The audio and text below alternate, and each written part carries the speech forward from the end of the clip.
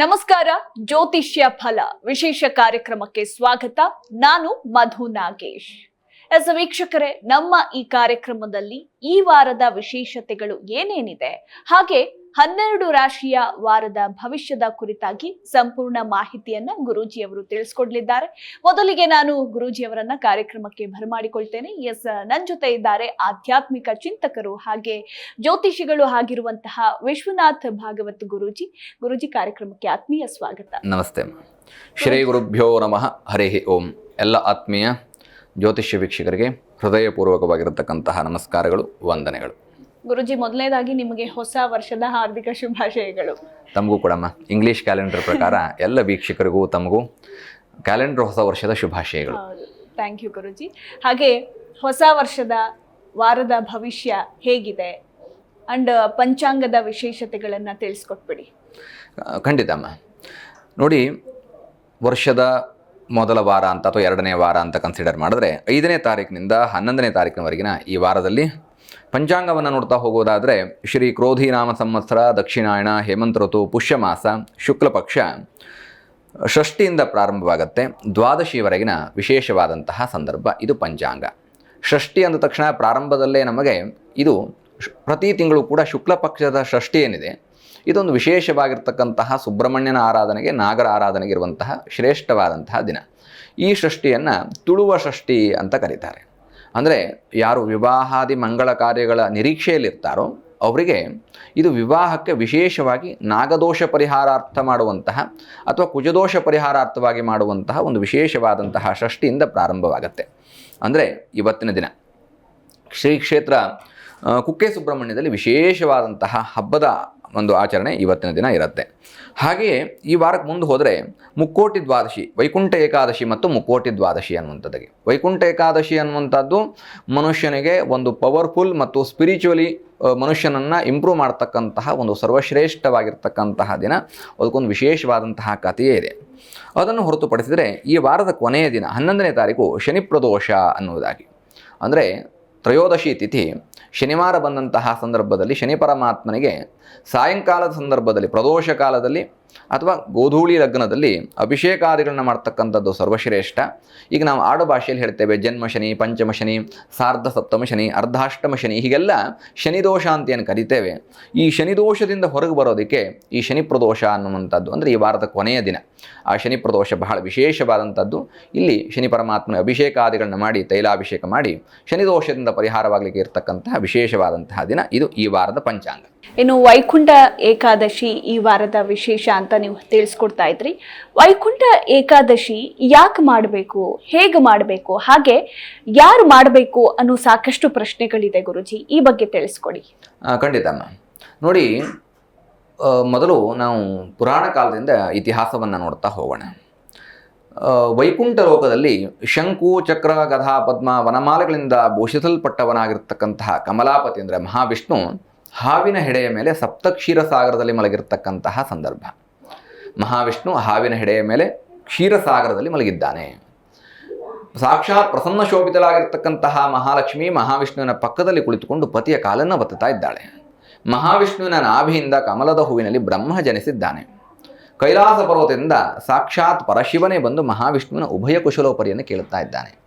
ಈ ಸನ್ನಿವೇಶಕ್ಕೋಸ್ಕರವಾಗಿ ಕಾಯ್ತಾ ಇರತಕ್ಕಂತಹ ನಾರದರು ಮಹಾವಿಷ್ಣುವನ್ನು ಕುರಿತು ಪ್ರಾರ್ಥನೆ ಮಾಡ್ತಾರೆ. ಏನಂತ? ಶಾಂತಾಕಾರಂ ಭುಜಗಶಯನಂ ಪದ್ಮನಾಭಂ ಸುರೇಶಂ, ಈ ರೀತಿಯಾಗಿ ಆ ಶ್ಲೋಕ ಬರುತ್ತೆ. ಸಂಪೂರ್ಣವಾಗಿ ಶ್ಲೋಕ ಎಲ್ರಿಗೂ ಸರ್ವೇ ಸಾಮಾನ್ಯ ತಿಳಿದಿರುತ್ತೆ. ಅಂದರೆ ಮಹಾವಿಷ್ಣುವಿನ ವರ್ಣನೆಯನ್ನು ಮಾಡಿದ್ದಾರೆ. ಆಗ ನಾರದರು ಆ ವರ್ಣನೆಯನ್ನು ಮಾಡಿ ಕೇಳ್ತಾ ಇದ್ದಾರೆ, ಭಗವಂತ ನಿನ್ನನ್ನು ಪೂಜೆ ಮಾಡಲಿಕ್ಕೆ ಯಾವ ದಿನ ಸರ್ವಶ್ರೇಷ್ಠ, ಅಥವಾ ಯಾವತ್ತು ನೀನು ಅಭಯವನ್ನು ನೀಡಲಿಕ್ಕೆ ಸಾಧ್ಯ? ಈ ರೀತಿಯಾಗಿ ಹಲವು ಪ್ರಶ್ನೆಗಳನ್ನ ಕೇಳುತ್ತಾ ಇದ್ದಾರೆ ನಾರದರು. ಯಾಕಾಗಿ? ಭೂಲೋಕದಲ್ಲಿರ್ತಕ್ಕಂತಹ ಜನಸಾಮಾನ್ಯರಿಗೆ ಮಹಾವಿಷ್ಣುವಿನ ಅಭಯದಿಂದ ಒಳಿತಾಗಬೇಕು. ಮಹಾವಿಷ್ಣು ಅಂತಂದರೆ ಯಾಕೆ ಅವನಿಂದಲೇ ಒಳಿತಾಗಬೇಕು ಅನ್ನೋದಕ್ಕೆ ಅವನನ್ನು ಕೇಳಿದ್ದಾರೆ ಅಂದರೆ ಅವನು ಸ್ಥಿತಿಕಾರಕ ಅನ್ನೋದಾಗಿ. ಸೃಷ್ಟಿ ಮಾಡಿದಂತಹ ಬ್ರಹ್ಮ ಸೃಷ್ಟಿ ಮಾಡಿಬಿಟ್ಟ. ಲಯಕಾರಕನಾದಂತಹ ಶಿವ ನಮ್ಮ ಪಾಪ ಕರ್ಮಗಳ ಆಧಾರದ ಮೇಲೆ ನಮ್ಮ ಹರಣವನ್ನು ಮಾಡ್ತಾನೆ ಎನ್ನುವುದಾಗಿ. ಹಾಗಾದರೆ ಬದುಕಿದ್ದಂತಹ ಸಂದರ್ಭದಲ್ಲಿ ಹುಟ್ಟಿನಿಂದ ಸಾವಿನವರೆಗೆ ಮನುಷ್ಯ ಹೇಗೆ ಬಾಳಬೇಕು ಅಥವಾ ಹೇಗೆ ಬದುಕಬೇಕು ಅನ್ನುವುದನ್ನು ತೀರ್ಮಾನ ಮಾಡ್ತಕ್ಕಂಥವನು ಮಹಾವಿಷ್ಣು ಅನ್ನುವಂತಹ ಕಾರಣಕ್ಕೋಸ್ಕರವಾಗಿ ನಾರದರು ಕೇಳ್ತಾ ಇದ್ದಾರೆ, ಭಗವಂತ ಹೇಗೆ ನಿನ್ನ ಆರಾಧನೆಯನ್ನು ಮಾಡಬೇಕು, ಯಾವಾಗ ಮಾಡಬೇಕು ಅನ್ನುವಂಥದ್ದಾಗಿ. ಅಂದರೆ ಯಾವ ರೀತಿಯಾಗಿ ನೀನು ಅಭಯವನ್ನು ನೀಡುತ್ತೀಯ ಅನ್ನೋದಾಗಿ, ರಕ್ಷಣೆ ಮಾಡಬೇಕಲ್ಲ ಅವನ ಕರ್ತವ್ಯ ಅನ್ನೋದಾಗಿ, ಅವನೇ ಸೃಷ್ಟಿ ಮಾಡಿರ್ತಕ್ಕಂತಹ ಪ್ರಪಂಚ ಅನ್ನೋದಾಗಿ.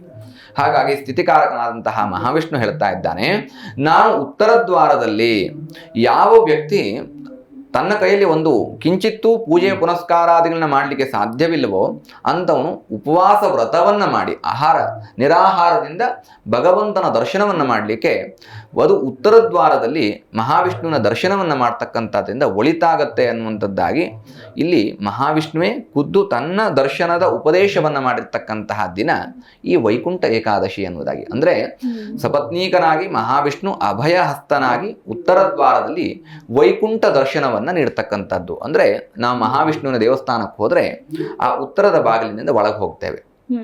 ಅಲ್ಲಿ ಮಹಾವಿಷ್ಣು ನಮ್ಮ ತಲೆಯ ಮೇಲ್ಭಾಗದಲ್ಲಿ ಮಹಾವಿಷ್ಣುವಿನ ಮೂರ್ತಿ ರೂಪ ಅನ್ನುವಂಥದ್ದು ಇರುತ್ತೆ.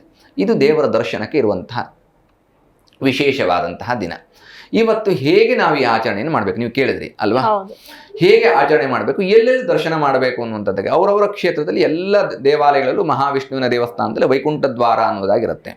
ಆದರೆ ಸರ್ವೇ ಸಾಮಾನ್ಯವಾಗಿ ನಮ್ಮ ಪ್ರಾಂತ್ಯದಲ್ಲಿ ನಮಗೆ ಆದಿರಂಗ, ಮಧ್ಯರಂಗ, ಅಂತ್ಯರಂಗ ಅನ್ನೋದಾಗ ಒಂದೇ ದಿನ 3 ಮಹಾವಿಷ್ಣುವಿನ ದರ್ಶನ ಮಾಡಲಿಕ್ಕೆ ಇರ್ತಕ್ಕಂತಹ ಒಂದು ಸರ್ವಶ್ರೇಷ್ಠವಾದಂತಹ ದಿನ. ಧನುರ್ಮಾಸ ಪೂರ್ತಿ ಮಾಡಬಹುದು ಅಂತ ಹೇಳ್ತಾರೆ, ಒಳ್ಳೆಯದು. ಯಾಕೆಂದ್ರೆ ಒಂದೇ ದಿನ ಹೋಗಿ ಅಲ್ಲಿ ರಶ್ ಆಗುವುದಕ್ಕಿಂತಲೂ ಧನುರ್ಮಾಸ ಪೂರ್ತಿ ಭಗವಂತನ ದರ್ಶನ ಪೂಜೆ ಮಾಡ್ಲಿಕ್ಕೆ ವಿಶೇಷ. ಆದರೆ ಅದರಲ್ಲೂ ವಿಶೇಷವಾಗಿ ವೈಕುಂಠ ಏಕಾದಶಿಯ ದಿವಸವೇ ಒಂದೇ ದಿನದಲ್ಲಿ 3 ಕ್ಷೇತ್ರಗಳನ್ನು ಆದಿರಂಗ, ಮಧ್ಯರಂಗ, ಅಂತ್ಯರಂಗ ಅನ್ನುವಂತಹ ಈ 3 ಕ್ಷೇತ್ರಗಳ ದರ್ಶನ ಮಾಡ್ತಕ್ಕಂಥದ್ರಿಂದ ಮನುಷ್ಯನಿಗೆ ಏನು ಪ್ರಾಪ್ತವಾಗತ್ತೆ ಅನ್ನುವಂಥದ್ದಾಗಿ ಇಲ್ಲಿ ನಾವು ಕೊನೆಯಲ್ಲಿ ಇದೇ ಮಂತ್ರವನ್ನು ಕೂಡ ಹೇಳ್ಕೊಟ್ಬಿಡೋಣ. ಅನಾದಿ ನಿಧನೋ ದೇವ ಶಂಖಚಕ್ರ ಗದಾಧರ ಅಕ್ಷಯ ಪುಂಡರೀಕಾಕ್ಷ ಪ್ರೇತ ಮೋಕ್ಷ ಪ್ರಧೋಭವ ಅನ್ನೋದಾಗಿ ಹೇಳುತ್ತೆ. ಅಂದರೆ ಪ್ರತಿಯೊಬ್ಬನಿಗೊಂದು ಮೋಕ್ಷ ಬೇಕು ಅನ್ನೋದಾಗಿ ಮನಸ್ಸಿನಲ್ಲಿ ಇರುತ್ತೆ. ಯಾರು ಕೇಳಿದ್ರೆ ನಂಗೊಂದು ಮೋಕ್ಷ ಬೇಕು, ನಂಗೊಂದು ಸದ್ಗತಿ ಬೇಕು ಅಂತ ಹೇಳ್ತಾರೆ. ಮತ್ತು ಸಂಪತ್ತು ವೃದ್ಧಿ ಆಗಬೇಕು. ಅಕ್ಷಯ ಪುಂಡರೀಕಾಕ್ಷ, ಅಕ್ಷಯ ರೂಪನಾಗಿರ್ತಕ್ಕಂತಹ ಮಹಾವಿಷ್ಣುವೇ ನನ್ನ ಜೀವನದಲ್ಲಿ ಬೇಕಾಗುವಂತಹ ಸಕಲ ಸೌಭಾಗ್ಯ ಸಂಪತ್ತನ್ನೂ ನೀನು ನೀಡಿ ನನಗೆ ಕೊನೆಯಲ್ಲಿ ಮೋಕ್ಷ ಸದ್ಗತಿಯನ್ನು ನೀಡುವಂತ ಬೇಡುವಂಥದ್ದಕ್ಕೆ ಇದು ಸರ್ವಶ್ರೇಷ್ಠವಾದಂತಹ ದಿನ ವೈಕುಂಠ ಏಕಾದಶಿ ಅನ್ನೋದಾಗಿ. ಹಾಗಾಗಿ ಇವತ್ತಿನ ದಿನ ಮಹಾವಿಷ್ಣು ಖುದ್ದು ಉಪದೇಶ ಮಾಡಿರ್ತಕ್ಕಂತಹ ದಿನವಾಗಿರೋದ್ರಿಂದ ಯಾರು ಶಕ್ತಿ ಇದೆಯೋ ಅವರು 3 ಕ್ಷೇತ್ರಗಳ ದರ್ಶನವನ್ನು ಮಾಡ್ತಕ್ಕಂಥದ್ದು. ಯಾರಿಗೆ ಶಕ್ತಿ ಇಲ್ವೋ ಮನೆ ಹತ್ರದಲ್ಲಿರ್ತಕ್ಕಂತಹ ಮಹಾವಿಷ್ಣುವಿನ ದಶಾವತಾರದಲ್ಲಿ ಎಲ್ಲ ದೇವರ ಮತ್ಸ್ಯ ಕೂರ್ಮಾದಿಯಿಂದ ಹಿಡಿದು ಕಲ್ಕಿ ಅವತಾರದವರೆಗಿನ ಎಲ್ಲ ದೇವಾಲಯಗಳಲ್ಲಿ ಹೋಗಿ ಮಹಾವಿಷ್ಣುವಿನ ದರ್ಶನವನ್ನು ಮಾಡಿ, ಅದರಲ್ಲೂ ವಿಶೇಷವಾಗಿ ಉತ್ತರ ದ್ವಾರದಿಂದಲೇ ಭಗವಂತನ ದರ್ಶನವನ್ನು ಮಾಡಿ, ಶಕ್ತಿ ಇರತಕ್ಕಂಥವ್ರು ಉಪವಾಸ ವ್ರತವನ್ನು ಮಾಡಿ ಭಗವಂತನಿಗೆ ವಿಶೇಷವಾದಂತಹ ತುಳಸಿ ಅರ್ಚನೆಯಿಂದ ಪೂಜೆಯನ್ನು ಮಾಡ್ತಕ್ಕಂಥದ್ದು. ಅವನಿಗೆ ತುಳಸಿ ಪ್ರಿಯ ಅನ್ನೋದಾಗಿ, ಅಭಿಷೇಕ ಪ್ರಿಯ ಅಂದರೆ ಎಲ್ಲವೂ ಇದೆ ಅದರಲ್ಲಿ. ಅಲಂಕಾರ ಪ್ರಿಯೋ ವಿಷ್ಣು ಅಂತ ಹೇಳುತ್ತೆ. ಹಾಗಾಗಿ ಮಹಾವಿಷ್ಣುವಿಗೆ ಅಲಂಕಾರವನ್ನು ಮಾಡಿ ಅಭಿಷೇಕಾದಿಗಳನ್ನ ಮಾಡಿ ಇಲ್ಲಿ ಇವತ್ತಿನ ವಿಶೇಷತೆ ಏನು, ಉಪವಾಸ ಮಾಡ್ತಾ ಇದ್ದೀವಿ. ಹಾಗಾಗಿ ಅಭಿಷೇಕ ಅಂದರೆ ಪಂಚಾಮೃತ ಅಭಿಷೇಕ ಮಾಡಿದ್ರೆ ಪಂಚಾಮೃತ ಪ್ರಾಶನ ಮಾಡ್ಲಿಕ್ಕೆ ಆಗೋದಿಲ್ಲ ಅನ್ನುವಂತಹ ಒಂದು ಗೊಂದಲ ಮನುಷ್ಯನಿಗಿರುತ್ತೆ. ಹಾಗಾಗಿ ಇಲ್ಲಿ ಏನು ಹೇಳಿದ್ದಾರೆ ಅಂತಂದ್ರೆ ಮಹಾವಿಷ್ಣುವಿಗೆ ಪ್ರಿಯವಾದಂತಹ ತುಳಸಿ ತೀರ್ಥ, ಆ ಅಭಿಷೇಕದ ನೀರನ್ನ ಅದನ್ನ ಅಂದ್ರೆ ಚರಣಾಮೃತ ಅಂತ ಹೇಳ್ತೇವೆ ನಾವು. ನೀರು ಅಂದ್ರೆ ಆಡು ಭಾಷೆಯಲ್ಲಿ ಆಯ್ತು. ಆ ಚರಣಾಮೃತವನ್ನ ತುಳಸಿ ದಳದೊಂದಿಗೆ ಮಿಶ್ರಣ ಮಾಡಿ ಪ್ರಾಶನ ಮಾಡಿದಾಗ ಮನುಷ್ಯನಿಗೆ ಮೋಕ್ಷ ಸದ್ಗತಿಯೂ ಪ್ರಾಪ್ತವಾಗತ್ತೆ ಮತ್ತು ಅಕ್ಷಯ ಪುಂಡರೀಕಾಕ್ಷ ಧನ ಸಂಪತ್ತು ವೃದ್ಧಿ ಆಗತ್ತೆ ಅನ್ನೋದಾಗಿ ಈ ವೈಕುಂಠ ಏಕಾದಶಿ ವಿಶೇಷ. ಹಾಗಾಗಿ ಎಲ್ಲರೂ ಆಚರಣೆಯನ್ನು ಮಾಡಿ ಸ್ಪಿರಿಚುವಲಿ ಆಧ್ಯಾತ್ಮಿಕವಾಗಿ ಮನುಷ್ಯನನ್ನ ಒಂದು ಉತ್ತುಂಗಕ್ಕೆ ಕರೆದುಕೊಂಡು ಹೋಗ್ತಕ್ಕಂತಹ ದಿನ. ಎಲ್ಲರೂ ದೇವರ ದರ್ಶನ ಮಾಡಿ ಮಹಾವಿಷ್ಣುವಿನ ಸಂಪೂರ್ಣವಾದಂತಹ ಅನುಗ್ರಹ ಕೃಪೆಗೆ ಪಾತ್ರರಾಗಿ ಅಂತ ಪ್ರಾರ್ಥನೆ ಮಾಡ್ಬೋದು. ಗುರುಜಿ, ಇನ್ನು ಕೆಲವರು ನನಗೆ ವೈಕುಂಠ ಏಕಾದಶಿ ದಿನ ದೇವಸ್ಥಾನಕ್ಕೆ ಹೋಗೋದಕ್ಕಾಗೋದಿಲ್ಲ, ಸೊ ನಾನು ಮನೆಯಲ್ಲೇ ಆಚರಿಸಬೇಕು ಅಂತ ಹೇಳ್ತಾರೆ. ಸೊ ಮನೆಯಲ್ಲೇ ಪೂಜೆ ಮಾಡೋರು ಯಾವ ರೀತಿ ಮಾಡಬೇಕು ಅಂತ? ಸರ್ವೇ ಸಾಮಾನ್ಯವಾಗಿ ಎಲ್ಲರ ಮನೆಯಲ್ಲೂ ಮಹಾವಿಷ್ಣುವಿಗೆ ಸಂಬಂಧವಾದಂತಹ ಒಂದು ಫೋಟೋ ಇದ್ದೇ ಇರುತ್ತೆ. ವೆಂಕಟೇಶ್ವರನ ಫೋಟೋ ಇರುತ್ತೆ, ಮಹಾವಿಷ್ಣುವಿನ ಫೋಟೋ ಇರುತ್ತೆ, ಎಲ್ಲದ ಸತ್ಯನಾರಾಯಣ ಫೋಟೋ ಇರುತ್ತೆ. ಎಲ್ಲದಕ್ಕೂ ಒಂದೊಂದು ವಿಧವಾಗಿರ್ತಕ್ಕಂತಹ ರೂಪ. ಆದರೆ ಸರ್ವದೇವ ನಮಸ್ಕಾರಂ ಕೇಶವಂ ಪ್ರತಿಗಚ್ಚತಿ. ಯಾವ ದೇವರಿಗೆ ನಮಸ್ಕಾರ ಮಾಡಿದ್ರು ಕೂಡ ಮಹಾವಿಷ್ಣುವಿಗೆ ಹೋಗಿ ಸೇರುತ್ತೆ ಅನ್ನೋದಾಗಿ ಇದರಲ್ಲಿ ಒಂದು ವಿಶೇಷವಾದಂತಹ ನಾಮ ಹೇಳಿದ್ದಾರೆ. ವಿಶ್ವಸ್ಮೈ ನಮಃ ವಿಶ್ವಂ ವಿಷ್ಣುವ ಷಟ್ಕಾರೋ ಭೂತವ ವ್ಯವವತ್ ಪ್ರಭು. ಇದೆಲ್ಲಿ ಬರುತ್ತೆ? ಇದು ವಿಷ್ಣು ಸಹಸ್ರನಾಮದಲ್ಲಿ ಬರುತ್ತೆ. ಪ್ರತಿದಿನವೂ ಸರ್ವೇ ಸಾಮಾನ್ಯವಾಗಿ ಎಲ್ಲರೂ ಮನೆಯಲ್ಲಿ ಕೇಳುವಂತಹ, ಸ್ಪಿರಿಚುವಲಿ ಅವ್ರನ್ನ ಗ್ರೋತ್ ಮಾಡುವಂತಹ, ಮನೆಯಲ್ಲಿ ಪಾಸಿಟಿವ್ ಎನರ್ಜಿಯನ್ನು ನೀಡುವಂತಹ ಒಂದು ಮಂತ್ರ. ಇಲ್ಲಿ ಈ ವಿಷ್ಣು ಸಹಸ್ರನಾಮದಲ್ಲಿ ಒಂದು ಮಂತ್ರ ಬರುತ್ತೆ. ಯಸ್ಯ ಸ್ಮರಣ ಮಾತ್ರೇಣ ಜನ್ಮ ಸಂಸಾರ ಬಂಧನಾತ್ ವಿಮುಚ್ಯತೆ ನಮಸ್ತಸ್ಮೈ ವಿಷ್ಣವೇ ಪ್ರಭವಿಷ್ಣವೇ ಅನ್ನೋದಾಗಿ. ಅಂದರೆ ಸಂಸಾರ ಅನ್ನೋದು ಎಲ್ಲರಿಗೂ ಒಂದು ಬಂಧನವಂತೆ. ಕಷ್ಟ ಅಂತ, ಅವನವನ ರೂಪದಲ್ಲಿ ಒಂದು ಕಷ್ಟ ಅಂತ. ಸಂಸಾರ ಅಂದ್ರೆ ಬರೀ ಗಂಡ ಹೆಂಡತಿ ಅಲ್ಲ, ಹೌದು. ಪ್ರಾಪಂಚಿಕವಾದಂತಹ ಸಂಸಾರ. ಎಸ್ ಸ್ಮರಣ ಮಾತ್ರೇಣ ಜನ್ಮ ಸಂಸಾರ ಬಂಧನಾತು. ಭಗವಂತನ ಸ್ಮರಣೆಯಿಂದಲೇ ಜನ್ಮ ಸಂಸಾರ ಅನ್ನುವಂತಹ ಬಂಧನ ದೂರವಾಗತ್ತೆ. ಹಾಗಾದ್ರೆ ಯಾರು ಆ ಭಗವಂತ ಅನ್ನೋದಕ್ಕೆ ಕೇಳಿದಾಗ ವಿಮುಚ್ಯತೆ ನಮಸ್ತಸ್ಮೈ ವಿಷ್ಣವೇ ಪ್ರಭವಿಷ್ಣವೇ ಎನ್ನುವುದಾಗಿ ಆ ಮಹಾವಿಷ್ಣುವಿನ ಸ್ಮರಣೆ ಮಾಡಬೇಕು. ಹಾಗಾಗಿ ಎಲ್ಲರೂ ವಿಷ್ಣು ಸಹಸ್ರನಾಮ ಮಂತ್ರವನ್ನು ಪಠಣ ಮಾಡಿದರೆ ವೈಕುಂಠ ಏಕಾದಶಿಯ ಪೂಜೆ ಅಥವಾ ವೈಕುಂಠ ದ್ವಾರ ದರ್ಶನ ಮಾಡಿದಷ್ಟೇ ಶುಭ ಫಲ ಪ್ರತಿಯೊಬ್ಬನಿಗೂ ಪ್ರಾಪ್ತವಾಗುತ್ತೆ. ವಿಷ್ಣು ದೇವರ ಸ್ಮರಣೆ, ಶಕ್ತಿ ಇದ್ದವರು ಉಪವಾಸಗಳನ್ನು ಮಾಡಿ ವಿಷ್ಣು ಸಹಸ್ರನಾಮ ಪಠಣ ಮಾಡಿದರೆ ಅದಕ್ಕಿಂತ ದೊಡ್ಡದಾಗಿರ್ತಕ್ಕಂತಹ ಪೂಜೆ ಇನ್ನೊಂದು ಭಗವಂತನಿಗೆ ಮಾಡ್ಲಿಕ್ಕೆ ಸಾಧ್ಯ ಇಲ್ಲ. ಓಕೆ ಗುರುಜಿ, ಇನ್ನು ಈ ವಾರದ ದ್ವಾದಶ ರಾಶಿಗಳ ವಾರ ಭವಿಷ್ಯದ ಬಗ್ಗೆ ತಿಳಿಸ್ಕೊಡಿ. ಮೊದಲನೇದಾಗಿ ಮೇಷರಾಶಿಯ ವಾರದ ಭವಿಷ್ಯ ಹೇಗಿದೆ? ಅಶ್ವಿನಿ ನಕ್ಷತ್ರ, ಭರಣಿ ನಕ್ಷತ್ರ ಹಾಗೂ ಕೃತ್ತಿಕಾ ನಕ್ಷತ್ರಕ್ಕೆ ಮೇಷರಾಶಿ ಬರುತ್ತೆ. ಅಶ್ವಿನಿ, ಭರಣಿ, ಕೃತ್ತಿಕಾ ನಕ್ಷತ್ರಕ್ಕೆ ಮೇಷರಾಶಿ ಬರುತ್ತೆ. ಮೇಷರಾಶಿ ಅಧಿಪತಿಯಾಗಿರ್ತಕ್ಕಂಥವನು ಕುಜ. ನೋಡಿ, ಕುಜನ ಸ್ಥಾನಮಾನವನ್ನು ಗಮನದಲ್ಲಿಟ್ಟುಕೊಂಡು ನೋಡಿದಾಗ ಕಾನೂನು ಕ್ಷೇತ್ರದಲ್ಲಿ ಕೆಲಸ ಮಾಡ್ತಕ್ಕಂಥವ್ರು ಅಥವಾ ಯಾರಿಗೆ ಮೇಷರಾಶಿಯವರಿಗೆ ಕೋರ್ಟ್ ಕೇಸ್ ಇದೆ ಅನ್ನುವಂತಹ ಭಯ ಇರುತ್ತೋ ಅಥವಾ ಕೋರ್ಟ್ ಕೇಸ್ ನಡೀತಾ ಇರುತ್ತೋ ಅವ್ರಿಗೆಲ್ಲರಿಗೂ ಜಯವಾಗುವಂತಹ ವಾರ ಈ ವಾರ. ಕಾನೂನು ಕ್ಷೇತ್ರದಲ್ಲಿ ಕೆಲಸ ಮಾಡ್ತಕ್ಕಂಥವ್ರು ಇರ್ಬೋದು, ವೃತ್ತಿಯಲ್ಲಿ ವಕೀಲ ವೃತ್ತಿಯನ್ನು ಮಾಡ್ತಕ್ಕಂಥವ್ರು ಇರ್ಬೋದು, ಅಥವಾ ಯಾವುದೋ ಒಂದು ವ್ಯಾಜ್ಯ ನಡೀತಾ ಇದೆ ಮೇಷರಾಶಿಯವರಿಗೆ ಎನ್ನುವಂಥವ್ರಿಗೆ ಈ ವಾರದಲ್ಲಿ ಜಯಪ್ರಾಪ್ತವಾಗುವಂತಹ ಎಲ್ಲ ಸಾಧ್ಯತೆಗಳಿದ್ದಾವೆ. ಕೋರ್ಟ್ ಕ್ಷೇತ್ರದಲ್ಲಿ ಅಂದರೆ ಕೋರ್ಟ್ ವಿಷಯದಲ್ಲಿ ಏನೇನು ಕೇಸ್ಗಳಿದ್ದಾವೋ, ಕೆಲಸ ಮಾಡ್ತಾ ಇದ್ದೀರೋ ಅವರೆಲ್ಲರಿಗೂ ಒಂದು ವಿಶೇಷವಾದಂತಹ ಯಶಸ್ಸು ಪ್ರಾಪ್ತವಾಗುವಂತಹ ವಾರ ಈ ವಾರ. ಹಾಗಾಗಿ ಇನ್ನೂ ಹೆಚ್ಚಿನದಾಗಿರ್ತಕ್ಕಂತಹ ಜಯಪ್ರಾಪ್ತಿಗಾಗಿ ಆಂಜನೇಯನ ಸ್ಮರಣೆ ಮಾಡಿಕೊಳ್ಳಿ. ಮೇಷರಾಶಿಯವರಿಗೆ ಈ ವಾರ ತುಂಬ ಶುಭವಾಗಿರುತ್ತೆ. ಓಕೆ, ಇನ್ನು ಮುಂದಿನ ರಾಶಿ ವೃಷಭ ರಾಶಿಯವರ ವಾರದ ಭವಿಷ್ಯ. ಕೃತ್ತಿಕಾ ನಕ್ಷತ್ರ, ರೋಹಿಣಿ ನಕ್ಷತ್ರ ಹಾಗೂ ಮೃಗಶಿರಾ ನಕ್ಷತ್ರಕ್ಕೆ ವೃಷಭ ರಾಶಿ ಬರುತ್ತೆ. ವೃಷಭ ರಾಶಿ ಅಧಿಪತಿಯಾಗಿರ್ತಕ್ಕಂಥವನು ಶುಕ್ರನ ಆಧಾರದ ಮೇಲೆ ಯೋಚನೆಯನ್ನು ಮಾಡುವುದಾದರೆ ನೋಡಿ, ವ್ಯಾವಹಾರಿಕವಾಗಿ ಲೆಕ್ಕ ಪರಿಶೋಧಕರು, ಅಕೌಂಟ್ಸ್ ಕೆಲಸವನ್ನು ಮಾಡ್ತಕ್ಕಂಥವ್ರು, ಹಣ ವ್ಯವಹಾರವನ್ನು ಮಾಡ್ತಕ್ಕಂಥವ್ರು, ಬ್ಯಾಂಕ್ ಉದ್ಯೋಗಿಗಳು ಇವರೆಲ್ಲರಿಗೂ ಕೂಡ ವಿಶೇಷವಾದಂತಹ ಒಂದು ಜಯ ಸಾಧ್ಯವಾಗುವಂತಹ ಒಂದು ಅವಕಾಶ ಇದೆ.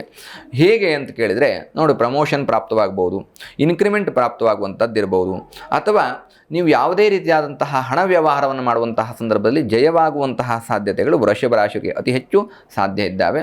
ಲಕ್ಷ್ಮೀ ಆರಾಧನೆ ಮಾಡಿಕೊಳ್ಳಿ, ವಿಷ್ಣು ಸ್ಮರಣೆಯನ್ನು ಮಾಡಿಕೊಳ್ಳಿ. ಲಕ್ಷ್ಮೀ ಸಮೇತನಾಗಿರ್ತಕ್ಕಂತಹ ಮಹಾವಿಷ್ಣುವಿನ ಅನುಗ್ರಹದಿಂದ ಆರ್ಥಿಕವಾದಂತಹ ಯಶಸ್ಸನ್ನು ವೃಷಭ ರಾಶಿಯವರು ಪ್ರಾಪ್ತ ಮಾಡಿಕೊಳ್ಳಬಹುದು. ಇನ್ನು ಮಿಥುನ ರಾಶಿ ನೋಡಿ, ಮೃಗಶಿರಾ ನಕ್ಷತ್ರ, ಪುನರ್ಸು ನಕ್ಷತ್ರ ಹಾಗೂ ಆರಿದ್ರಾ ನಕ್ಷತ್ರಕ್ಕೆ ಮಿಥುನ ರಾಶಿ ಬರುತ್ತೆ. ಮಿಥುನ ರಾಶಿ ಅಧಿಪತಿಯಾಗಿರ್ತಕ್ಕಂಥವನು ಬುಧ. ಅಡ್ಮಿನ್ ಕ್ಷೇತ್ರದಲ್ಲಿ ಕೆಲಸ ಮಾಡ್ತಕ್ಕಂಥವ್ರು ಅಂದರೆ ಈ ಮೇಲುಸ್ತುವಾರಿಯನ್ನು ಮಾಡ್ತಕ್ಕಂಥವ್ರು, ಯಾವುದೇ ಕ್ಷೇತ್ರದಲ್ಲಾದರೂ ಕೂಡ ಮೇಲುಸ್ತುವಾರಿ, ನಾನು ಅದರ ಕೇರ್ ಟೇಕಿಂಗ್ ಮಾಡ್ತಾ ಇದ್ದೇನೆ ಅನ್ನುವಂಥವ್ರಿಗೆ ವಿಶೇಷವಾದಂತಹ ಸ್ಥಾನಮಾನ. ನಿಮ್ಮ ಕೆಲಸ ಕಾರ್ಯವನ್ನು ಗುರುತಿಸ್ತಾರೆ, ಸರಿಯಾದಂತಹ ರೀತಿಯಲ್ಲಿ ಅರ್ಥೈಸಿಕೊಳ್ತಾರೆ, ಮತ್ತು ನಿಮ್ಮ ಯಾವುದೇ ರೀತಿಯಾದಂತಹ ಅಪೇಕ್ಷೆಗಳಿದ್ದರೂ ಕೂಡ ಅದು ಸರಿಯಾದಂತಹ ರೀತಿಯಲ್ಲಿ ಗಮನಕ್ಕೆ ಬರುತ್ತೆ. ಹಾಗಾಗಿ ಮಿಥುನ ರಾಶಿಯವರಿಗೆ ಮೇಲುಸ್ತುವಾರಿಯನ್ನು ಮಾಡ್ತಕ್ಕಂಥವ್ರು ಅಥವಾ ಯಾವುದೇ ಉದ್ಯೋಗ ಕ್ಷೇತ್ರದಲ್ಲಿ ಅಡ್ಮಿನಿಸ್ಟ್ರೇಟಿವ್ ಒಂದು ಹುದ್ದೆಯಲ್ಲಿರ್ತಕ್ಕಂಥವ್ರು, ಆ ವೃತ್ತಿಯಲ್ಲಿ ಕೆಲಸ ಮಾಡ್ತಕ್ಕಂಥವ್ರಿಗೆ ವಿಶೇಷವಾದಂತಹ ಯಶಸ್ಸು ಪ್ರಾಪ್ತವಾಗುತ್ತೆ. ಶಿವನ ಆರಾಧನೆ ಮಾಡಿಕೊಳ್ಳಿ, ಶಿವನಿಗೆ ಸಂಬಂಧಪಟ್ಟಿರ್ತಕ್ಕಂತಹ ದರ್ಶನ, ಪೂಜೆ, ಇನ್ನಿತರವಾಗಿರ್ತಕ್ಕಂತಹ ಸೇವೆಯನ್ನು ಮಾಡಿಕೊಳ್ಳಿ. ಮಿಥುನ ರಾಶಿಯವರ ಈ ವಾರ ತುಂಬ ಚೆನ್ನಾಗಿರುತ್ತೆ. ಓಕೆ ಗುರುಜಿ, ಹಾಗೆ ಮುಂದಿನ ರಾಶಿ ಕರ್ಕಾಟಕ ರಾಶಿಯವರ ವಾರ ಭವಿಷ್ಯ ಹೇಗಿದೆ? ಪುನರ್ಸು ನಕ್ಷತ್ರ, ಪುಷ್ಯಮಿ ನಕ್ಷತ್ರ ಹಾಗೂ ಆಶ್ಲೇಷ ನಕ್ಷತ್ರಕ್ಕೆ ಕರ್ಕಾಟಕ ರಾಶಿ ಬರುತ್ತೆ. ಕರ್ಕಾಟಕ ರಾಶಿ ಅಧಿಪತಿಯಾಗಿರ್ತಕ್ಕಂಥವನು ಚಂದ್ರ. ನಾವು ವಾರದ ಭವಿಷ್ಯ ಅಂತ ನಿಶ್ಚಯ ಮಾಡುವಂತಹ ಸಂದರ್ಭದಲ್ಲಿ ಚಂದ್ರನ ಆಧಾರದ ಮೇಲೆ ನಾವು ವಾರ ಭವಿಷ್ಯವನ್ನು ನಿಶ್ಚಯ ಮಾಡ್ತೇವೆ. ನೋಡಿ, ಕರ್ಕಾಟಕ ರಾಶಿಯವರಿಗೆ ವಿದೇಶಿ ಯೋಗ ಅನ್ನುವಂಥದ್ದಾಗಿದೆ. ನೋಡಿ, ಒಂದು ವಾರದಲ್ಲಿ ವಿದೇಶಕ್ಕೆ ಹೋಗ್ಲಿಕ್ಕೆ ಸಾಧ್ಯ ಇದೆಯಾ ಅಂತ ಕೇಳ್ಬೋದು.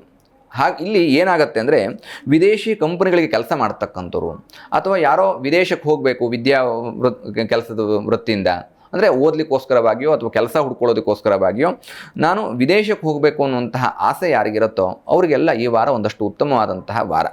ಯಾಕೆ ಅಂತ ಕೇಳಿದರೆ, ವಿದ್ಯೆಗಾಗಿ ಹೋಗುವಂಥವರು ಕೂಡ ಅಲ್ಲಿ ಹೊಸ ಅವಕಾಶಗಳು ಸಿಗತ್ತೆ, ಅಥವಾ ಉದ್ಯೋಗ ಕ್ಷೇತ್ರದಲ್ಲಿ ಹೋಗುವಂಥವ್ರು ಕೂಡ ಫಾರಿನ್ ಕೆಲಸ ಅಂದರೆ ಅಲ್ಲಿ ಇಂಟರ್ವ್ಯೂ ಪಾಸ್ ಆಗುವಂತಹ ಸಾಧ್ಯತೆಗಳಿದ್ದಾವೆ. ಅಥವಾ ಈ ದೇಶದಲ್ಲಿ ಇದ್ದುಕೊಂಡು ನಾನು ಯಾವುದೋ ಫಾರಿನ್ ಕಂಪನಿ ಕೆಲಸ ಮಾಡ್ತಾ ಇದ್ದೀನಿ ಅನ್ನುವಂಥವ್ರಿಗೆ ಕೂಡ ಅಲ್ಲಿಂದ ಒಂದಷ್ಟು ಪ್ರಶಂಸೆ ಬರುವಂತಹ ಸಾಧ್ಯತೆಗಳು ಕರ್ಕಾಟಕ ರಾಶಿಯವರಿಗಿದ್ದಾವೆ. ಚಂದ್ರ ನಿಮ್ಮ ರಾಶ್ಯಾಧಿಪತಿ ಆಗಿರ್ತಕ್ಕಂಥದ್ರಿಂದ ಶಿವನ ಆರಾಧನೆಯನ್ನು ಮಾಡಿಕೊಳ್ಳಿ. ನಿಮ್ಮ ಯಾವುದೇ ರೀತಿಯಾದಂತಹ ವಿದೇಶಿ ಕೆಲಸಕ್ಕೆ ಸಂಬಂಧಪಟ್ಟಿರ್ತಕ್ಕಂತಹ ಅಡೆತಡೆಗಳಿದ್ರೂ ಕೂಡ ಅದೆಲ್ಲ ದೂರವಾಗುತ್ತೆ. ಈ ವಾರ ಶುಭವಾಗಿರುತ್ತೆ. ಇನ್ನು ಸಿಂಹ ರಾಶಿಯವರ ವಾರದ ಭವಿಷ್ಯ ತಿಳಿಸ್ಕೊಡಿ ಗುರುಜಿ. ಮಘ ನಕ್ಷತ್ರ, ಪುಬ್ಬ ನಕ್ಷತ್ರ ಹಾಗೂ ಉತ್ತರಾ ನಕ್ಷತ್ರಕ್ಕೆ ಸಿಂಹರಾಶಿ ಬರುತ್ತೆ. ರಾಶಿಯಾಧಿಪತಿ ಆಗಿರತಕ್ಕಂಥವನು ಸೂರ್ಯನ ಆಧಾರದ ಮೇಲೆ ಸಿಂಹರಾಶಿಯವರಿಗೆ ಕಾಂಟ್ರಾಕ್ಟರ್ ವೃತ್ತಿಯನ್ನು ಮಾಡ್ತಕ್ಕಂಥವ್ರು, ಅಂದರೆ ಮನೆ ಕಟ್ಟುವಂತಹ ವೃತ್ತಿ ಅಥವಾ ರಸ್ತೆ ನಿರ್ಮಾಣ ಮಾಡ್ತಕ್ಕಂತಹ ವೃತ್ತಿ, ನಾನು ಒಂದಷ್ಟು ಕಾಂಟ್ರಾಕ್ಟ್ ಬೇಸಿಸ್ ಮೇಲೆ ಕೆಲಸ ಮಾಡ್ತಾ ಇದ್ದೀನಿ ಅಥವಾ ಕಾಂಟ್ರಾಕ್ಟ್ ಮಾಡ್ತಾ ಇದ್ದೀನಿ ನಾನು, ಈ ರೀತಿಯಾದಂತಹ ಕೆಲಸದಲ್ಲಿ ಈ ಭೂಮಿಗೆ ಸಂಬಂಧಪಟ್ಟಂತೆ ಇರ್ಬೋದು, ಎಲೆಕ್ಟ್ರಿಕ್ ಸಂಬಂಧಪಟ್ಟಂತೆ ಇರ್ಬೋದು, ಈ ಕಾಂಟ್ರಾಕ್ಟರ್ ವೃತ್ತಿ ಮಾಡ್ತಕ್ಕಂತಹ ವ್ಯಕ್ತಿಗಳಿಗೆ ಸಿಂಹರಾಶಿಯವರಿಗೆ ವಿಶೇಷವಾದಂತಹ ಯಶಸ್ಸು ಮತ್ತು ಜಯ ಅನ್ನುವಂಥದ್ದು ಪ್ರಾಪ್ತವಾಗುತ್ತೆ, ಲಾಭ ಸಿಗತ್ತೆ. ಪ್ರತಿಯೊಬ್ಬರೂ ಕೂಡ ಒಂದು ಲಾಭದ ಅಪೇಕ್ಷೆಯಲ್ಲೇ ಇರ್ತಾರೆ. ಸಿಂಹರಾಶಿಯವರಿಗೆ ಈ ಕಾಂಟ್ರಾಕ್ಟರ್ ವೃತ್ತಿಯಲ್ಲಿರ್ತಕ್ಕಂಥವ್ರಿಗೆ ಯಶಸ್ಸು ಸಿಗುತ್ತೆ. ಆಂಜನೇಯನ ಸ್ಮರಣೆ ಮಾಡ್ಕೊಳ್ಳಿ, ಯಾವುದೇ ವಿಘ್ನಗಳಿದ್ರೂ ದೂರವಾಗುತ್ತೆ. ನಿಮ್ಮ ಕೆಲಸದಲ್ಲಿ ಒಂದಷ್ಟು ಹೊಸ ಹೊಸ ಅವಕಾಶಗಳು ಸಿಗುತ್ತೆ ಮತ್ತು ಬರುವಂತಹ ಅಡೆತಡೆಗಳು ದೂರವಾಗುತ್ತೆ. ಆರ್ಥಿಕವಾಗಿ ಹಣ ಅನ್ನುವಂಥದ್ದು ಎಲ್ರಿಗೂ ಅವಶ್ಯಕ ಇದೆ. ಹಾಗಾಗಿ ಆರ್ಥಿಕವಾದಂತಹ ಯಶಸ್ಸನ್ನು ಪ್ರಾಪ್ತ ಮಾಡಿಕೊಳ್ಳಿಕ್ಕೆ ಸಿಂಹರಾಶಿಯವರಿಗೆ ಇದು ಸಕಾಲ. ಇನ್ನು 6ನೇ ರಾಶಿ ಕನ್ಯಾ ರಾಶಿಯವರ ವಾರದ ಭವಿಷ್ಯ. ನೋಡಿ, ಉತ್ತರ ನಕ್ಷತ್ರ, ಹಸ್ತ ನಕ್ಷತ್ರ ಹಾಗೂ ಚಿತ್ತಾ ನಕ್ಷತ್ರಕ್ಕೆ ಕನ್ಯಾ ರಾಶಿ ಬರುತ್ತೆ. ಕನ್ಯಾ ರಾಶಿ ಅಧಿಪತಿಯಾಗಿರ್ತಕ್ಕಂಥವನು ಬುಧನ ಆಧಾರದ ಮೇಲೆ ಯೋಚನೆಯನ್ನು ಮಾಡುವುದಾದರೆ ಕನ್ಯಾ ರಾಶಿಯವರು ಹೊಸ ಹೊಸ ಉದ್ಯೋಗಗಳನ್ನು ಪ್ರಾರಂಭ ಮಾಡ್ತಕ್ಕಂಥವ್ರು ಅಥವಾ ವೃತ್ತಿ ಅಥವಾ ಬಿಸ್ನೆಸ್ಸು, ವ್ಯವಹಾರ ಯಾವುದನ್ನು ಪ್ರಾರಂಭ ಮಾಡಬೇಕು ಅಂತಂದ್ರೂ ಕೂಡ ಇದು ಒಂದು ಉತ್ತಮವಾದಂತಹ ಸಕಾಲ. ಈ ಸ್ಟಾರ್ಟಪ್ಗಳನ್ನು ಪ್ರಾರಂಭ ಮಾಡ್ತಕ್ಕಂಥವ್ರು ಇರ್ಬೋದು, ಹೊಸ ಬಿಸ್ನೆಸ್ ಮಾಡಲಿಕ್ಕೆ ನಾನು ಒಂದು ಸಮಯವನ್ನು ಹುಡುಕ್ತಾ ಇದ್ದೇನೆ. ಮುಹೂರ್ತದ ದೃಷ್ಟಿಯಿಂದ ಸಂಕ್ರಾಂತಿ ಕಳೆದ ಮೇಲೆ ಉತ್ತಮವಾದಂತಹ ಮುಹೂರ್ತ. ಆದರೆ ನಾನು ಪ್ರಾರಂಭ ಮಾಡಬಹುದಾ ಇಲ್ವಾ ಅನ್ನುವಂಥದ್ದು ಯೋಚನೆ ಮಾಡಿದರೆ ಕನ್ಯಾ ರಾಶಿಯವರಿಗೆ ಉದ್ಯೋಗ ಕ್ಷೇತ್ರದಲ್ಲಿ ಹೊಸ ಹೊಸ ಉದ್ಯೋಗವನ್ನು ಹುಡುಕೊಳ್ಳಿಕ್ಕೆ ಅವಕಾಶ ಇದೆ. ಅದೇ ರೀತಿಯಾಗಿ ವ್ಯವಹಾರವನ್ನು ಮಾಡ್ತಕ್ಕಂಥವ್ರು, ಹೊಸ ಹೊಸ ಬಿಸ್ನೆಸ್ ಪ್ರಾರಂಭ ಮಾಡ್ತಕ್ಕಂಥವ್ರಿಗೆ ಅಥವಾ ಸ್ಟಾರ್ಟಪ್ಗಳನ್ನು ಪ್ರಾರಂಭ ಮಾಡ್ತಕ್ಕಂಥವ್ರಿಗೆ ಕನ್ಯಾ ರಾಶಿಯವರಿಗೆ ಅತ್ಯಂತ ಹೆಚ್ಚು ಯಶಸ್ಸು ಮತ್ತು ಅವಕಾಶಗಳು ಸಿಗುತ್ತೆ ಮತ್ತು ನೀವು ಪ್ರಯತ್ನ ಮಾಡುವಂತಹ ಕೆಲಸದಲ್ಲಿ ಜಯ ಅನ್ನುವಂಥದ್ದು ಕೂಡ ಪ್ರಾಪ್ತವಾಗುತ್ತೆ. ಓಕೆ ಗುರುಜಿ, ಮುಂದಿನ ರಾಶಿ ಬಗ್ಗೆ ಮಾತಾಡೋಣ. ಎಸ್ ಗುರುಜಿ, ದ್ವಾದಶ ರಾಶಿಗಳ ವಾರದ ಭವಿಷ್ಯದ ಕುರಿತು ತಿಳಿಸ್ಕೊಡ್ತಾ ಇದ್ರಿ. ಇನ್ನು ಮುಂದಿನ ರಾಶಿ ತುಲಾ ರಾಶಿಯವರ ವಾರದ ಭವಿಷ್ಯ ಹೇಗಿದೆ? ಚಿತ್ತಾ ನಕ್ಷತ್ರ, ಸ್ವಾತಿ ನಕ್ಷತ್ರ ಹಾಗೂ ವಿಶಾಖ ನಕ್ಷತ್ರಕ್ಕೆ ತುಲಾ ರಾಶಿ ಬರುತ್ತೆ. ತುಲಾ ರಾಶಿ ಅಧಿಪತಿಯಾಗಿರ್ತಕ್ಕಂಥವನು ಶುಕ್ರ ಅಂದರೆ ಆರ್ಥಿಕವಾದಂತಹ ಅಭಿವೃದ್ಧಿಯನ್ನು ನೀಡ್ತಕ್ಕಂಥವನು. ಇಲ್ಲಿ ಶುಕ್ರ ಮತ್ತು ಕುಜನ ಆರಾಧನೆ ಮತ್ತು ರಾಹುವಿನ ಒಂದು ದೃಷ್ಟಿಕೋನದಲ್ಲಿ ಇಟ್ಟುಕೊಂಡು ಯೋಚನೆಯನ್ನು ಮಾಡೋದಾದರೆ ಶತ್ರುಕಾಟದಿಂದ ಮುಕ್ತಿ ಅನ್ನೋದಾಗಿ. ಅಂದರೆ ಪ್ರತಿಯೊಬ್ಬನಿಗೂ ಒಂದಲ್ಲ ಒಂದು ರೀತಿಯಾದಂತಹ ಶತ್ರು ಇರ್ತಾರೆ. ಅಂದರೆ ಬರೀ ದೈಹಿಕವಾದಂತಹ ಶತ್ರು ಮಾತ್ರವೇ ಅಲ್ಲ, ಮಾನಸಿಕವಾದಂತಹ ಶತ್ರುಗಳಿರ್ತಾರೆ, ವ್ಯಾವಹಾರಿಕವಾದಂತಹ ಶತ್ರುಗಳಿರ್ತಾರೆ. ಹಾಗಾಗಿ ಕಾಯಿಕ, ವಾಚಿಕ, ಮಾನಸಿಕ ಮನುಷ್ಯನ ಯೋಚನೆಯೂ ಒಂದು ಶತ್ರು. ಒಳ್ಳೆಯ ರೀತಿಯಲ್ಲಿ ಯೋಚನೆ ಮಾಡಿದರೆ ಅದು ಮಿತ್ರ, ಕೆಟ್ಟ ರೀತಿಯಲ್ಲಿ ಯೋಚನೆ ಮಾಡಿದರೆ ಅದು ಶತ್ರು. ಹಾಗೆಯೇ ಕಾಯಿಕ, ವಾಚಿಕ, ಮಾನಸಿಕ ಮನುಷ್ಯನ ಮಾತಿನಲ್ಲಿರುವಂತಹ ಶತ್ರು. ಈ ಎಲ್ಲ ಆಧಾರದ ಮೇಲೆ ತುಲಾರಾಶಿಯವರಿಗೆ ಶತ್ರುಕಾಟದಿಂದ ಮುಕ್ತಿ ಅನ್ನೋದಾಗಿದೆ. ಅಂದರೆ ಉತ್ತಮವಾದಂತಹ ಮಾತುಗಳನ್ನು ಆಡ್ತೀರಿ ಮತ್ತು ಉತ್ತಮವಾದಂತಹ ತೀರ್ಮಾನಗಳನ್ನು ತೆಗೆದುಕೊಳ್ತೀರಿ ಮತ್ತು ಉತ್ತಮವಾಗಿರ್ತಕ್ಕಂತಹ ಸಂಘವನ್ನು ಮಾಡ್ತೀರಿ, ಅಂದರೆ ಉತ್ತಮ ವ್ಯಕ್ತಿಗಳ ಜೊತೆಗೆ. ಹಾಗಾಗಿ ತುಲಾರಾಶಿಯವರಿಗೆ ಶತ್ರುಕಾಟದಿಂದ ಮುಕ್ತಿ ಅನ್ನುವಂಥದ್ದಾಗಿದೆ. ನಿಮ್ಮ ಜೀವನದಲ್ಲಿ ದುರ್ಗಾದೇವಿಯ ಅನುಗ್ರಹ ಇತ್ತು ಅಂತಾದರೆ ಯಾವುದೇ ರೀತಿಯಾದಂತಹ ಕೆಲಸ ಕಾರ್ಯಗಳಲ್ಲಿರ್ಬೋದು, ವ್ಯವಹಾರಗಳಲ್ಲಿರ್ಬೋದು ಅಡೆತಡೆಗಳು ಬರೋದಿಲ್ಲ. ಈ ವಾರ ನಿಮ್ಮನ್ನು ಅತಿ ಹೆಚ್ಚು ರೀತಿಯಲ್ಲಿ ರಕ್ಷಣೆ ಮಾಡುವಂತಹ ಮತ್ತು ಯಾವುದೇ ರೀತಿಯಾದಂತಹ ತೊಂದರೆಗಳನ್ನು ಕೊಡದೇ ಇರತಕ್ಕಂತಹ ರೀತಿಯಲ್ಲಿ ತುಲಾರಾಶಿಯವರಿಗೆ ದುರ್ಗಾದೇವಿ ಅನುಗ್ರಹ ಪ್ರಾಪ್ತವಾಗಬೇಕು ಮತ್ತು ಅದನ್ನು ಪ್ರಾಪ್ತ ಮಾಡಿಕೊಳ್ಳಿ, ನಿಮ್ಮ ಜೀವನ ಚೆನ್ನಾಗಿರುತ್ತೆ. ಇನ್ನು ಮುಂದಿನ ರಾಶಿ ವೃಶ್ಚಿಕ ರಾಶಿ. ವಿಶಾಖ ನಕ್ಷತ್ರ, ಅನುರಾಧ ನಕ್ಷತ್ರ ಹಾಗೂ ಜ್ಯೇಷ್ಠ ನಕ್ಷತ್ರಕ್ಕೆ ವೃಶ್ಚಿಕ ರಾಶಿ ಬರುತ್ತೆ.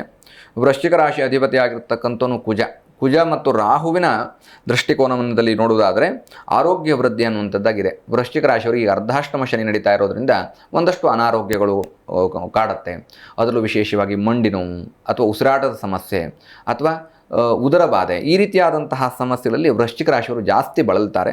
ಹಾಗಾಗಿ ಮಹಾಮೃತ್ಯುಂಜಯನ ಆರಾಧನೆಯನ್ನು ಮಾಡಿಕೊಂಡು ಅಥವಾ ಓಂ ನಮಃ ಶಿವಾಯ ಅನ್ನುವಂತಹ ಶಿವಪಂಚಾಕ್ಷರಿ ಮಂತ್ರವನ್ನು ಪಠಣ ಮಾಡಿಕೊಂಡ್ರೆ ವೃಶ್ಚಿಕ ರಾಶಿಯವರಿಗೆ ಆರೋಗ್ಯ ವೃದ್ಧಿ ಆಗುತ್ತೆ. ಹಲವು ದಿನಗಳಿಂದ ಒಂದು ಬಳಲ್ತಾ ಇರತಕ್ಕಂತಹ ಅನಾರೋಗ್ಯ ಅನ್ನುವಂಥದ್ದು ದೂರವಾಗಿ ಉತ್ತಮವಾದಂತಹ ಆರೋಗ್ಯ ವೃಶ್ಚಿಕ ರಾಶಿಯವರು ಪ್ರಾಪ್ತವಾಗುತ್ತೆ. ಇನ್ನು ಧನಸ್ಸು ರಾಶಿಯವರ ವಾರದ ಭವಿಷ್ಯ. ಮೂಲಾ ನಕ್ಷತ್ರ, ಪೂರ್ವಾಷಾಢ ನಕ್ಷತ್ರ ಹಾಗೂ ಉತ್ತರಾಷಾಢ ನಕ್ಷತ್ರಕ್ಕೆ ಧನುಸ್ಸು ರಾಶಿ ಬರುತ್ತೆ. ಧನುಸ್ಸು ರಾಶಿ ಅಧಿಪತಿಯಾಗಿರ್ತಕ್ಕಂಥವನು ಗುರುವಿನ ಆಧಾರದ ಮೇಲೆ ಧನುಸ್ಸು ರಾಶಿಯವರ ವಾರ ಭವಿಷ್ಯವನ್ನು ಪ್ರೆಡಿಕ್ಟ್ ಮಾಡಬೇಕು ಅಂತಾದರೆ ಧನುಸ್ಸು ರಾಶಿಯವರು ಒಂದಷ್ಟು ಆರ್ಥಿಕವಾದಂತಹ ಲಾಭ ಬರುತ್ತೆ ಅಥವಾ ನಿಮ್ಮ ಕೈಯಲ್ಲಿ ಈ ವಾರ ಅನವಶ್ಯಕವಾಗಿರ್ತಕ್ಕಂತಹ ಹಣ ಖರ್ಚಾಗೋದಿಲ್ಲ. ಬರುವಂತಹ ಆದಾಯದ ಹಣ ಲಾಭವಾಗಿ ಉಳಿಯುತ್ತೆ. ಹಾಗಾಗಿ ಹಲವು ಸಾಲ ರೀಪೇಮೆಂಟ್ ಮಾಡುವಂತಹ ಸಾಧ್ಯತೆಗಳಿದ್ದಾವೆ. ಸಾಲ ಇರತಕ್ಕಂತಹ ಧನುಸ್ಸು ರಾಶಿಯವರು ಉಳಿದಂತಹ ಹಣದಿಂದ ಸಾಲವನ್ನು ರೀಪೇಮೆಂಟ್ ಮಾಡಿ ಒಂದಷ್ಟು ಋಣಮುಕ್ತರಾಗ್ತಕ್ಕಂತಹ ಸಾಧ್ಯತೆಗಳು ಧನುಸ್ಸು ರಾಶಿಯವರಿಗಿದ್ದಾವೆ. ಲಕ್ಷ್ಮಿ ಅನುಗ್ರಹ ಪ್ರಾಪ್ತ ಮಾಡಿಕೊಳ್ಳಿ.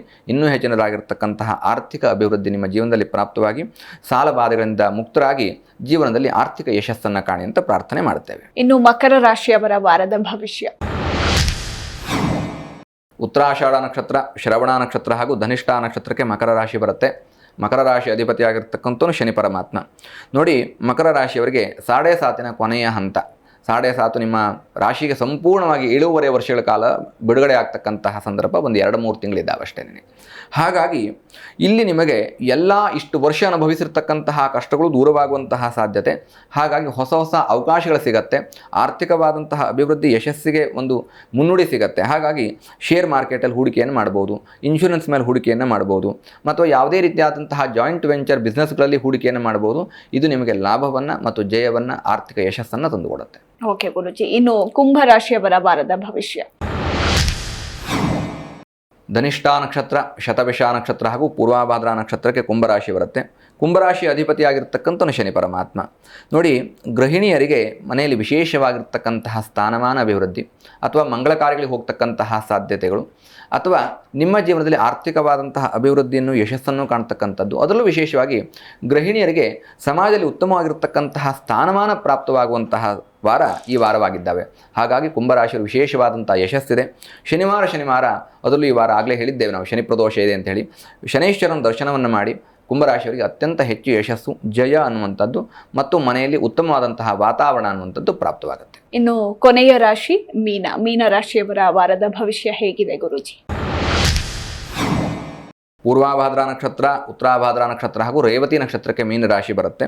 ಮೀನರಾಶಿ ಅಧಿಪತಿ ಆಗಿರತಕ್ಕಂಥವನು ಗುರು. ನೋಡಿ, ಮೀನರಾಶಿಯ ಗ್ರಹಸ್ಥಿತಿಗಳ ಆಧಾರದ ಮೇಲೆ, ಗುರು ಮತ್ತು ಚಂದ್ರ ರಾಹುವಿನ ಒಂದು ಆಧಾರದ ಮೇಲೆ ರೈತರಿಗೆ ವಿಶೇಷವಾದಂತಹ ಯಶಸ್ಸು ಅದು ಸಾಧ್ಯ ಇರುವಂತಹ ಒಂದು ಸೂಚನೆ ಇದೆ. ಮತ್ತು ಇದು ಸಾಧ್ಯವಾಗಬೇಕು. ಯಾಕೆ ಅಂತಂದರೆ, ನಮಗೆ ಮುಂದಿನ ವಾರದಲ್ಲಿ ಮಕರ ಸಂಕ್ರಾಂತಿ ಅನ್ನೋದಾಗಿ ಬರುತ್ತೆ, ಅಥವಾ ಹುಣ್ಣಿಮೆ ಅನ್ನೋದಾಗಿ, ಬನದ ಹುಣ್ಣಿಮೆ ಅಂತ ಬರುತ್ತೆ. ಇದೆಲ್ಲವೂ ಕೂಡ ವಿಶೇಷವಾದಂತಹ ರೈತರಿಗೆ ಸೂಚನೆಯನ್ನು ಮಾಡ್ತಕ್ಕಂತಹ ಒಂದು ವಾರ ಅಥವಾ ಒಂದು ವಿಶೇಷ ದಿನ. ಹಾಗಾಗಿ ರೈತರಿಗೆ ಬೆಳೆದಂತಹ ಬೆಳೆಗೆ ಉತ್ತಮವಾದಂತಹ ಫಸಲು ಬರುವಂತಹ ಸಾಧ್ಯತೆಗಳಿದ್ದಾವೆ, ಅಥವಾ ಅದಕ್ಕೆ ಉತ್ತಮವಾದಂತಹ ಲಾಭ ಅಥವಾ ಉತ್ತಮವಾದಂತಹ ಮಾರ್ಕೆಟ್ ಪ್ರೈಸ್ ಅನ್ನುವಂಥದ್ದು ಪ್ರಾಪ್ತವಾಗುವಂತಹ ಸಾಧ್ಯತೆಗಳು. ಯಾರು ಮೀನರಾಶಿಯ ರೈತರಿದ್ದಿರೋ ಹಲವು ರೀತಿಯಾಗಿರ್ತಕ್ಕಂತಹ ದೈಹಿಕ, ಮಾನಸಿಕ, ಆರ್ಥಿಕವಾದಂತಹ ಯಶಸ್ಸನ್ನು ಕಾಣಲಿಕ್ಕೆ ಈ ವಾರ ಸಕಾಲವಾಗಿದ್ದಾವೆ. ಹಾಗಾಗಿ ಇಲ್ಲಿ ಆರಾಧನೆ ಅನ್ನುವಂಥದ್ದು ಬಂದರೆ ಅನ್ನಪೂರ್ಣ ಪರಮೇಶ್ವರಿ ಅಂದರೆ ದುರ್ಗೆಯ ಆರಾಧನೆ, ದೇವಿ ಆರಾಧನೆಯನ್ನು ಮಾಡಿಕೊಳ್ಳಿ. ಶಿವಪತ್ನಿ ಸಮೇತನಾಗಿರ್ತಕ್ಕಂತಹ ಅಂದರೆ ಪತ್ನಿ ಸಮೇತನಾಗಿರ್ತಕ್ಕಂತಹ ಶಿವನ ಆರಾಧನೆಯನ್ನು ಮಾಡ್ತಕ್ಕಂಥದ್ರಿಂದ ಮೀನರಾಶಿಯ ರೈತರಿಗೆ ಅತ್ಯಂತ ಹೆಚ್ಚು ಯಶಸ್ಸು ಕಾಣುವಂತಹ ವಾರ ಇದಾಗಿದೆ. ಗುರುಜಿ, ಇನ್ನು 2024 ಮುಗೀತು, 25ಕ್ಕೆ ಕಾಲಿಟ್ಟಿದ್ದೇವೆ. ನಿಜಕ್ಕೂ ಕೂಡ ದಿನಗಳು ಎಷ್ಟು ಬೇಗ ಕಳೆದೋಯ್ತು, 2024 ಎಷ್ಟು ಬೇಗ ಮುಗ್ದೋಯ್ತು ಅನ್ನೋದೇ ಆಶ್ಚರ್ಯಕರ ಅಂತಾನೆ ಹೇಳಬಹುದು. ಸೊ ಎಲ್ಲರೂ ಕೂಡ ಹೊಸ ವರ್ಷಕ್ಕೆ ಕಾಲಿಟ್ಟಿದ್ದಾರೆ. ಅಂದ್ರೆ ನಮ್ಗೆಲ್ಲ ಯುಗಾದಿನೇ ಹೊಸ ವರ್ಷ, ಬಟ್ ಆದ್ರೂ ಕ್ಯಾಲೆಂಡರ್ ಬದಲಾಗಿದೆ, 2025 ಬಂದೇ ಬಿಟ್ಟಿದೆ. ಸೊ ಏನ್ ಹೇಳ್ತೀರಾ ಈ ವಿಚಾರಕ್ಕೆ ಸಂಬಂಧಪಟ್ಟಂತೆ? ಒಬ್ಬ ಜ್ಯೋತಿಷಿಯಾಗಿ, ಜ್ಯೋತಿಷಾತ್ಮಕವಾಗಿ 2025ನ ವಿಶ್ಲೇಷಣೆ ಮಾಡಬೇಕು ಅಂತಂದರೆ ನ್ಯೂಮರಾಲಜಿಕಲಿ ನಮಗೆ ಒಂದಷ್ಟು ಹೆಚ್ಚು ಯಶಸ್ಸನ್ನು ಕೊಡುವಂಥದ್ದು. ಮತ್ತು ಇಲ್ಲಿ 2025 ಅಂದಾಗ ಒಟ್ಟಾರೆ 9 ಬರುತ್ತೆ. 9 ಅಂದಾಗ ನವಗ್ರಹಗಳ ಸಂಕೇತ ಹಾಗೂ ನವಶಕ್ತಿಗಳ ಸಂಕೇತ. ಹಾಗಾಗಿ ನವಶಕ್ತಿ ಅನ್ನುವಂಥದ್ದು ಮನುಷ್ಯನನ್ನು ವೃದ್ಧಿ ಮಾಡಲಿಕ್ಕೆ. ಮತ್ತು ಈಗ ಈ ಯುಗಾದಿ ದೃಷ್ಟಿಯಿಂದ ಯೋಚನೆಯನ್ನು ಮಾಡಿದರೂ ಕೂಡ ಇಲ್ಲಿ ಬರ್ತಕ್ಕಂಥದ್ದು ವಿಶ್ವಾವಸು ಸಂವತ್ಸರ ಎನ್ನುವುದಾಗಿ. ಅಂದರೆ ನಾವು ಇಷ್ಟು ದಿನ ಈಗಿದ್ದದ್ದು ಕ್ರೋಧಿ ನಾಮ ಸಂವತ್ಸರದಲ್ಲಿ, ಯುಗಾದಿಯ ನಂತರದಲ್ಲಿ ವಿಶ್ವಾವಸು ನಾಮ ಸಂವತ್ಸರ. 2025ಕ್ಕೆ ನ್ಯೂಮರಾಲಜಿಕಲಿ 9 ಅನ್ನುವಂಥದ್ದು ಎಷ್ಟು ಯಶಸ್ಸನ್ನು, ಜಯವನ್ನು ಕೊಡುತ್ತೋ ಅದೇ ರೀತಿ ವಿಶ್ವಾವಸು ಅಂತಂದರೆ ವೃದ್ಧಿಯನ್ನು ಕೊಡುತ್ತೆ. ಹಾಗಾಗಿ ನಾವು ಕಂಪ್ಯಾರಿಟಿವ್ಲಿ ಏನು ಯೋಚನೆಯನ್ನು ಮಾಡ್ಬೋದು ಅಥವಾ ಏನು ಎಕ್ಸ್ಪೆಕ್ಟ್ ಮಾಡ್ಬೋದು ಅಂತ ಕೇಳಿದರೆ, ನಮ್ಮ ಕ್ರೋಧಿ ನಾಮ ಸಂವತ್ಸರದಲ್ಲಿ ಕ್ರೋಧ ಅಥವಾ ಅಸೂಯೆ, ಅಹಂಕಾರ ಅನ್ನುವಂಥದ್ದು ಜಾಸ್ತಿ ಆಗಿತ್ತು. ಅದೇ ಕ್ರೋಧಿ. ಒಂದು ಕ್ರೋಧದ ಅರ್ಥವೇ ಕ್ರೋಧಿ ಅನ್ನುವಂಥದ್ದಾಗಿ. ಅದೇ ರೀತಿ ವಿಶ್ವಾವಸು ಅನ್ನುವಂಥ ಏನು ಸಂವತ್ಸರ ಇದೆ, ಇದು ಅಭಿವೃದ್ಧಿಯನ್ನ ಮಾಡುವಂಥದ್ದು. ವಸು, ರುದ್ರ, ಆದಿತ್ಯ. ವಸು ಅಂದರೆ ಒಂದು ಅಗೋಚರವಾಗಿರ್ತಕ್ಕಂತಹ ಶಕ್ತಿ, ಮನುಷ್ಯನನ್ನು ರಕ್ಷಣೆ ಮಾಡುವಂಥದ್ದು. ಅದು ವಿಶ್ವಾವಸು ಅನ್ನುವಂಥದ್ದು. ಇಡೀ ವಿಶ್ವಕ್ಕೆ ವಸ್ತುದೇವತೆ ಅನ್ನುವಂಥ ರೀತಿಯಲ್ಲಿ ಈ ವಿಶ್ವಾವಸು ಸಂವತ್ಸರ ಅನ್ನೋದು ಸೂಚನೆ ಮಾಡುತ್ತೆ. ಹಾಗಾಗಿ ಸಂಖ್ಯಾಶಾಸ್ತ್ರ ಪ್ರಕಾರವಾಗಿಯೂ 2025 ಯಶಸ್ಸು. ಅದೇ ರೀತಿಯಾಗಿ ನಾವು ಜ್ಯೋತಿಷಾತ್ಮಕವಾಗಿ, ಧಾರ್ಮಿಕವಾಗಿ ಯೋಚನೆಯನ್ನು ಮಾಡಿದರೂ ಕೂಡ ವಿಶ್ವಾವಸು ಅನ್ನುವಂಥದ್ದು ಯಾರ್ಯಾರು ಇಷ್ಟು ವರ್ಷ ಕಷ್ಟದಲ್ಲಿದ್ದರೋ ಅವರು ಎಕ್ಸ್ಪೆಕ್ಟ್ ಮಾಡ್ಬೋದು. ಈ 2024ರಲ್ಲಂತೂ ನೀವು ಹೇಳಿದ್ರಿ ಪ್ರಾರಂಭದಲ್ಲಿ ಒಂದಷ್ಟು ಕಷ್ಟ ಆಗಿರ್ಬೋದು ಅಂತ. ಬಟ್ 2025ರಲ್ಲಿ ಈ ರೀತಿಯಾದಂತಹ ಯಾವ ಕಷ್ಟಗಳು ಬರಲಿಕ್ಕೆ ಸಾಧ್ಯ ಇಲ್ಲ. ಅತ್ಯಂತ ಹೆಚ್ಚು ಯಶಸ್ಸಿದೆ. ಎಲ್ಲರೂ ಅಪೇಕ್ಷೆ ಪಡ್ಬೋದು ಮತ್ತು ಈ ಭವಿಷ್ಯ ಸತ್ಯವಾಗತ್ತೆ ಅನ್ನುವಂತಹ ನಂಬಿಕೆ ನನಗಿದೆ. ನಿಜ. ಅಂಡ್ ಎಲ್ಲರೂ ಕೂಡ ಅದೇ ಹೇಳ್ತಾ ಇದ್ದಾರೆ ಗುರುಜಿ, 2025 ಎಲ್ರಿಗೂ ಕೂಡ ಒಳ್ಳೇದೇ ಆಗುತ್ತೆ, ಒಳಿತನ್ನೇ ತರುತ್ತೆ ಅಂತ. ಯಾಕಂದ್ರೆ 2024 ಈಗ ನಾವು ನ್ಯೂಸ್ ಫೀಲ್ಡಲ್ಲೇ ಇರೋದ್ರಿಂದ ಪ್ರತಿನಿತ್ಯ ಬೆಳಗಾದ್ರೆ ಸಾಕು, ಅದರಲ್ಲೂ 24ರಲ್ಲಿ ನಾವು ಸಾಕಷ್ಟು ಸಾವು ನೋವುಗಳನ್ನು ನೋಡ್ಬಿಟ್ಟಿದ್ದೀವಿ. ಕೊರೋನಾ ಒಂದು ಕಡೆ, ಅದು ಬಿಟ್ಟು 24ರಲ್ಲಿ ತುಂಬಾ ಅವಘಡಗಳ ಸಂಖ್ಯೆ ಇರಬಹುದು, ಸಾವು ನೋವು ತುಂಬಾ ನೋಡ್ಬಿಟ್ಟಿದ್ದೀವಿ ಗುರುಜಿ. ಕೊಂಚ ಜನರು ಕೂಡ ಎಚ್ಚರಿಕೆಯಿಂದ ಇರಬೇಕು ಅಂತ ನಾನು ಹೇಳೋದಕ್ಕೆ ಇಷ್ಟಪಡ್ತೀನಿ.